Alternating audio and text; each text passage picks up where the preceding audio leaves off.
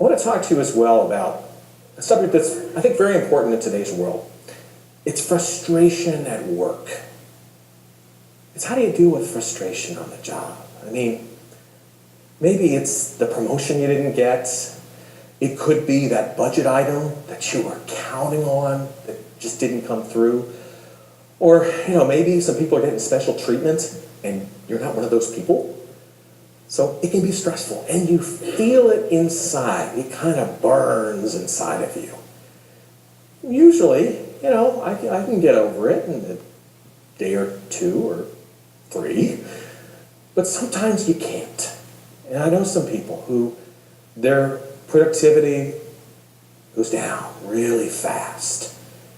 And they're still doing the job, but the heart just isn't in it. And for some of them, it's almost like they draw a line around themselves, like a circle. And they're like, everything within this circle I care about, and everything outside the circle, you're on your own.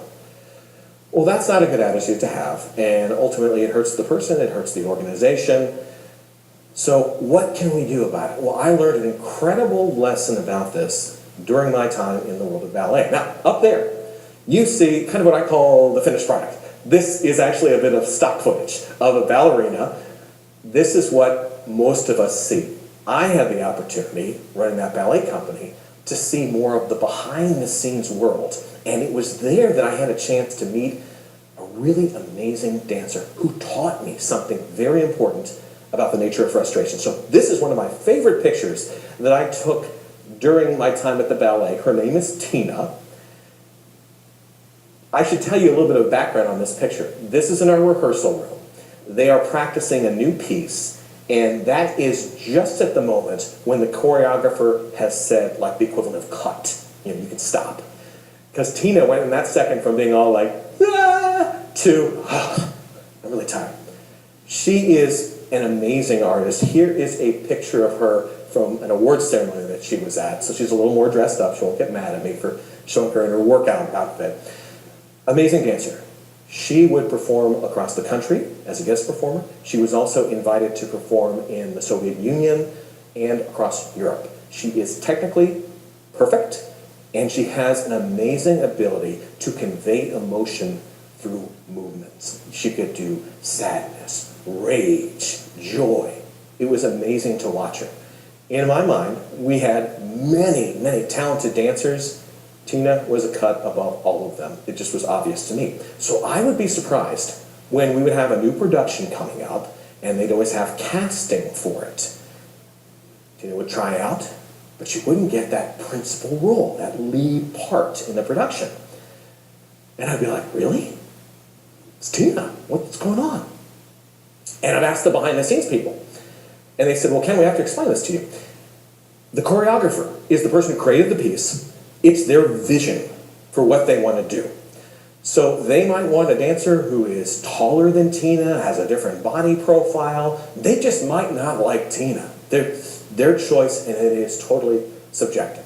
Now, Tina would get another role in the ballet, and I'd be like a lot of people. I'd be sitting in the audience, I'd be watching, and I'd be like, wow. Because no matter the part that she had, she just blew you away. And it wasn't like she was stealing the spotlight from people, but rather, it was like by shining brightly, she was making everyone else that much better. That was Tina. So I talked to her later, and I was mostly just saying, you just are so good at all these parts that you do. Don't you ever get mad when you don't get the lead role? Don't you get frustrated? And she said something I'll never forget. She said, frustration is a choice.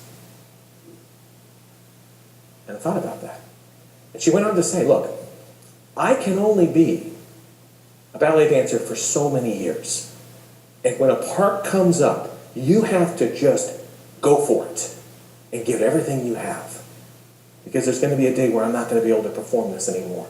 So yeah, I'm upset that I don't get that lead role because I thought I'd be great in it. But at the same time, I have been given another part. And I can choose to do everything possible to make it as good as I can. Frustration is a choice. And I found that works well in so many workplaces where maybe we get that disappointing moment. We can't control certain things, but we can control our response.